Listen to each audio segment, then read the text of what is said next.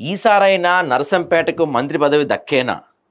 యావత్ తెలంగాణ రాష్ట్రంలో మంత్రి పదవి వరించిన నరసంపేట నియోజకవర్గం. హైకమాండ్తో పరిచయం ఉన్న మాస్ లీడర్గా దొంతికి గుర్తింపు. మంత్రి పదవి ఖాయమని కాంగ్రెస్ కార్యకర్తల్లో ఉత్సాహం అంట.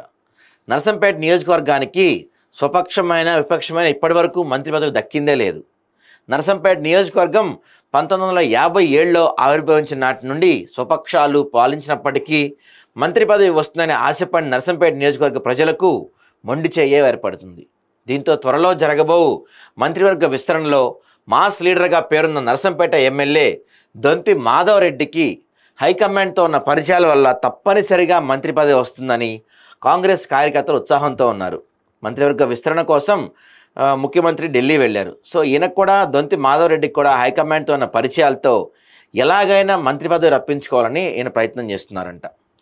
ఇక నరసంపేట నియోజకవర్గ ఎమ్మెల్యేలు 1957లో నూతనంగా ఆవిర్భవించిన నరసంపేట నియోజకవర్గం మొదటగా నరసంపేట, చెన్నారావుపేట, నెక్కొండ, ఖానాపురం, నల్లబెల్లి, దుగ్గొండి మండలాలతో పాటు ఇప్పటి వరకు ములుగు జిల్లాలో ఉన్న కొత్తగూడ, మహబూబాద్ జిల్లాలో ఉన్న గంగారం, అదేవిధంగా గూడూరు మండలాలతో పెద్ద నియోజకవర్గంగా ఆవిర్భవించింది. 1957లో జరిగిన సార్వత్రిక ఎన్నికల్లో కాంగ్రెస్ పార్టీ తరపున కనక రత్నమ్మ గెలుపొందగా 1962లో అరసనపల్లి వెంకటేశ్వరరావు, 67లో కాసల సుదర్శన్ రెడ్డి, 72లో ఏకదాటిగా 5 మార్లు ఎంసీపీఐ నేత మద్దికాయల ఓంకార్ గెలిచి అసెంబ్లీ టైగర్గా నిలిచారు. అనంతరం 1994లో అప్పటి తెలుగుదేశం ప్రభుత్వం ఉన్నప్పటికీ తొలిసారిగా రాజకీయాల్లోకి వచ్చిన రేవూరి ప్రకాష్ రెడ్డి గెలుపొంది నూతన రాజకీయ ఒరవడికి శ్రీకారం చుట్టారు.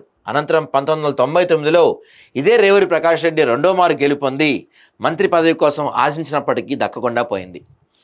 అనంతరం 2000 సంవత్సరంలో జరిగిన ప్రత్యేక తెలంగాణ రాష్ట్రం కోసం జరుగుతున్న ఉద్యమాల్లో అనూహ్యంగా 2004 ఎన్నికల్లో ఖమ్మంపాటి లక్ష్మారెడ్డి గెలుపొందారు. ఆపై 2009లో కాంగ్రెస్ ప్రభుత్వం పాలిస్తున్న సమయంలో మళ్ళీ రేవూరి ప్రకాష్ రెడ్డి మూడోసారి గెలుపొందారు. 2014 జరిగిన ఎన్నికల్లో కాంగ్రెస్ పార్టీ టికెట్ ఇవ్వకపోయినా ఇండిపెండెంట్గా నిలబడి ఇప్పటి ఎమ్మెల్యే దొంతి మాధవ్ రెడ్డి అనూహ్యరీతిలో గెలుపొంది అదే కాంగ్రెస్ పార్టీని వీడకుండా నికార్సైన కాంగ్రెస్ కార్యకర్తగా నిలబడ్డారు. మళ్ళీ 2018 జరిగిన ఎన్నికల్లో టీఆర్ఎస్ యువనాయకుడు పెద్ది సుదర్శన్ రెడ్డి దొంతి మాధవ్ రెడ్డిపై గెలుపొందినప్పటికీ కేసీఆర్ ప్రభుత్వం పాలిస్తున్న సమయంలో మంత్రి పదవి కోసం మార్గాలు సుగమమైనప్పటికీ కూడా త్రుటిలో మంత్రి పదవి రాకుండా పోయింది. నరసంపేట నియోజకవర్గ అభివృద్ధి ధ్యేయమని మంత్రి పదవిని ఎమ్మెల్యే సుదర్శన్ రెడ్డి వదులుకున్నట్లు అప్పట్లో ప్రచారం విస్తృతంగా సాగింది. మరి ఇటీవల జరిగిన సాధారణ ఎన్నికల్లో దొంతి మాధవ్ రెడ్డికి కాంగ్రెస్ హైకమాండ్ టికెట్ ఇవ్వడంతో మొదటిసారిగా నరసంపేటలో చేయి గుర్తు గెలుపొంది మాధవ్ రెడ్డికి మంత్రి పదవి వస్తుందని ఆశించారు.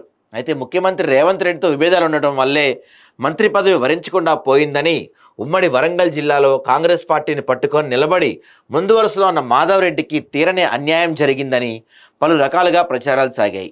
మళ్ళీ ఇటీవల మంత్రివర్గ విస్తరణలో భాగంగా ఈసారి మంత్రి పదవి ఖాయమని తద్వారానే నరసంపేట సమగ్ర అభివృద్ధి చెందుతుందని చెప్తున్నారు.